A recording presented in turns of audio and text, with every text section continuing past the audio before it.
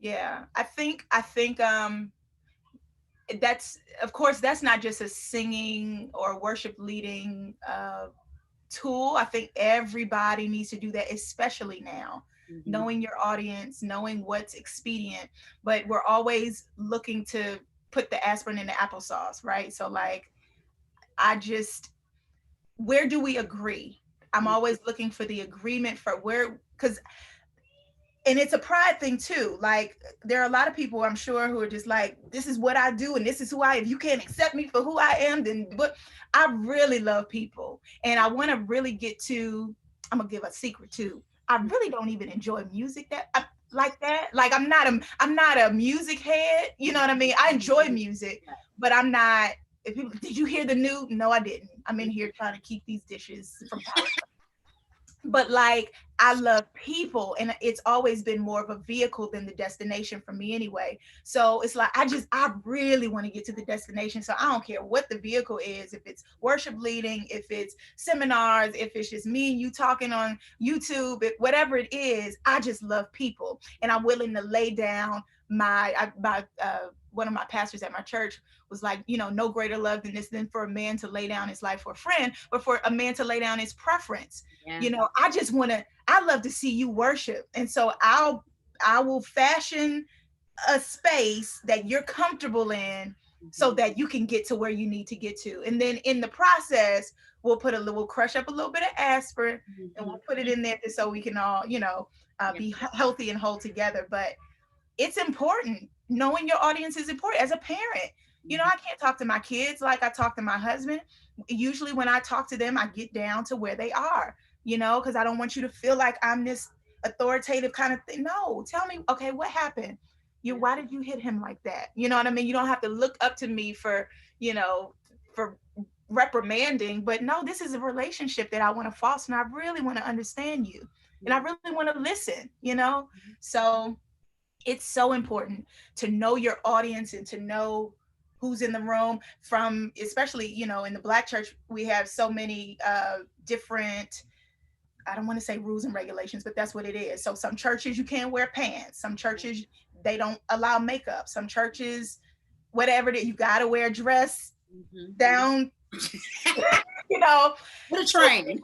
a train in the front and the back, Yes. turtleneck, Yes. Yes. you know and so you got to make a decision. Like, okay, I want you to hear the word of the Lord. I want you to hear the gospel. So Yeah. I'll put on this bed sheet. Okay. I will wear it. I will take off every eyebrow. Because I love you so much. And I really do feel like the Lord has something that He wants you to know today. Now, there are a couple times where, you know, people were like, we don't do this, we don't do this, don't wear this, gonna come back, and I'm like, okay, now I'm I'm I'm uncomfortable. You know what I mean?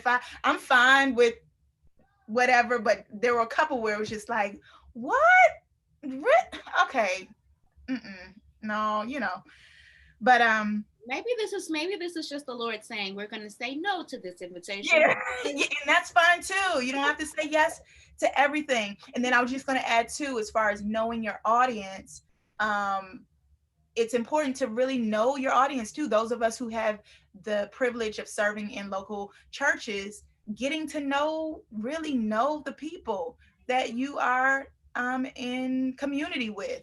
Yeah. So it's not like this elite type of, we're the worship leaders, and then after church we're standing together, and then, like, go shake the hands, kiss the babies, know people's names, what they're going through, talk to them on Facebook, go out to coffee with your mask or whatever the regulations are. Right. But that's a part of the worship experience, so that when we come back again, they have a point of reference and they trust you a little bit more. Absolutely. So I Absolutely. actually learned that from y'all at Bethel. That's real. It's like it's looking at people in the eye, like meeting them, talking to them, like not just like, oh my God, I have to get into my space before worship, so that I can minister effectively. Like I could actually probably minister more effectively if I actually am talking to the people and Yes. getting to know the people. And one time it was crazy. We had sound check and his family had walked in and they had on all matching red plaid. I'm like, oh, they completely just came from a Christmas photo shoot. But also that day I had on a red plaid shirt and I was like, you know what? As soon as sound check is over, I'm jumping down here. I'm like, y'all, I need my picture with the family too, because, you know, just that one moment for them, they're like, you got off the stage to come down to talk to us and take a picture with us. Yeah. Like, it was like, it meant the world to them. But at the same time, I'm like, I see you. We're in this together. We're going to worship the Father together. You know, your entire family, it was like literally 15 of them.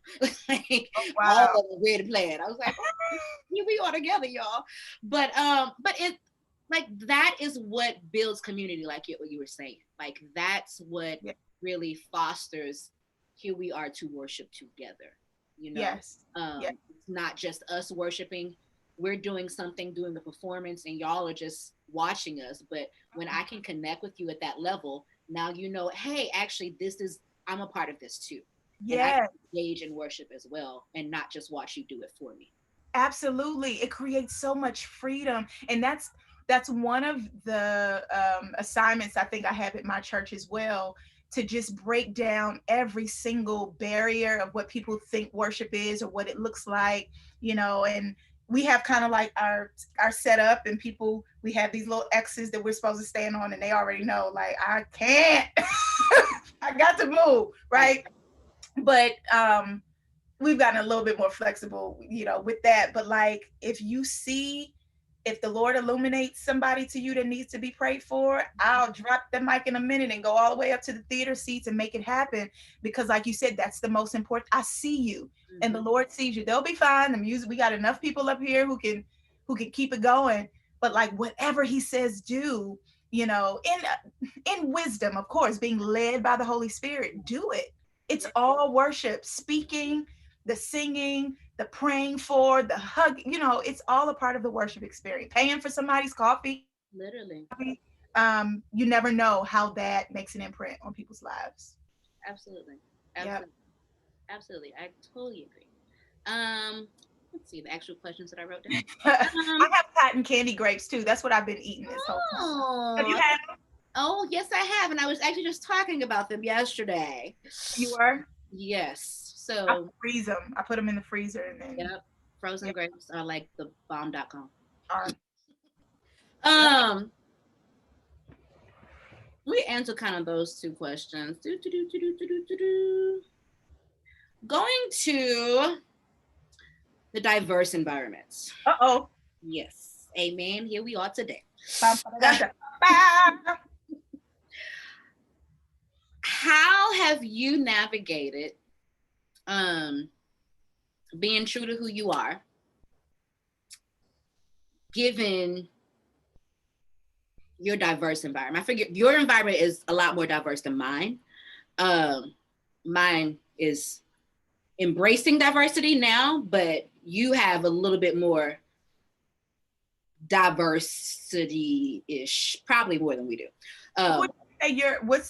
How diverse is it, if you could do it in percentages? For you guys?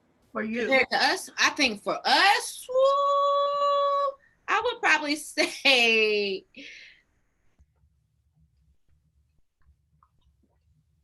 80-20 is probably generous. Okay. But and that's just with a few like programs and different things that we've been able to introduce over the past couple of years. And then a couple of us actually being on the worship team and being able to be ourselves on the team. But it's still pretty heavily dominated by one sound. So is the 20 Black or like other, like Black, Hispanic? It's other. So Black, Hispanic. We had an amazing worship night in January. And this guy from New Zealand, in the middle of worship, he did the haka. And you posted this. Oh my word. It literally broke open Rheva. the room. It's like people feel, I like hearing testimonies from that. people from different cultures, they were like, that was the first time I felt like I wanted to embrace my culture in this environment. From Asian to Ethiopian, like people, you just heard Zulu sounds, like it was bananas. Like the authenticity that broke out in the room in that moment was bananas. Bananas. So like moments like that are like pushing us into really embracing every sound, you know. But that moment was such a what? His boy was like, like what?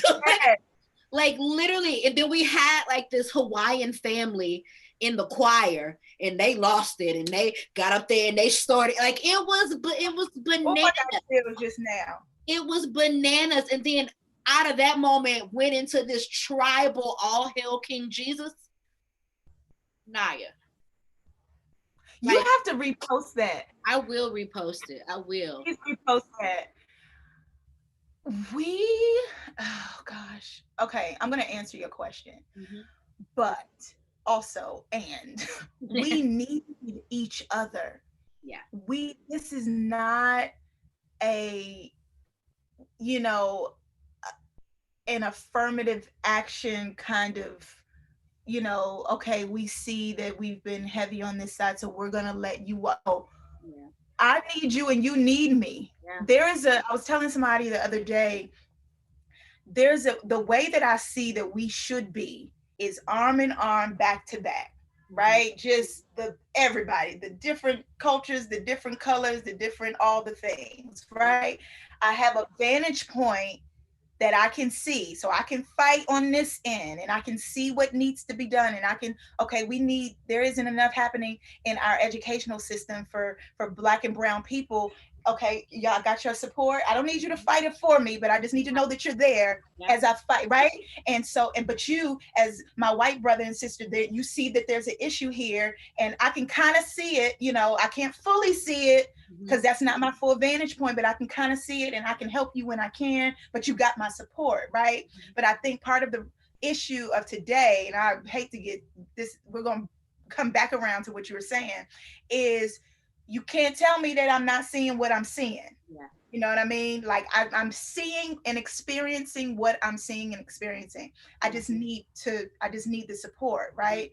And so as it relates to our churches, that, and even among the majority, or where these churches are predominantly white, it doesn't even mean that everybody in that group likes everything the same. You know what I mean? But like you said, that one moment can unlock different experiences and kind of bring you to, wait a minute, there's something innately, instinctually inside of me that I want to express in worship. But because of culture, and because of the way things have been built, not bad at all, and habit and preference and what we've heard, because we haven't heard anything else, it becomes the standard until somebody says, but wait, there's you can leave the stage and go pray for somebody up in the theaters. Oh, I didn't know we could do that. Yeah. Oh, well, can I, God is telling me to do this. Can I do? Yes,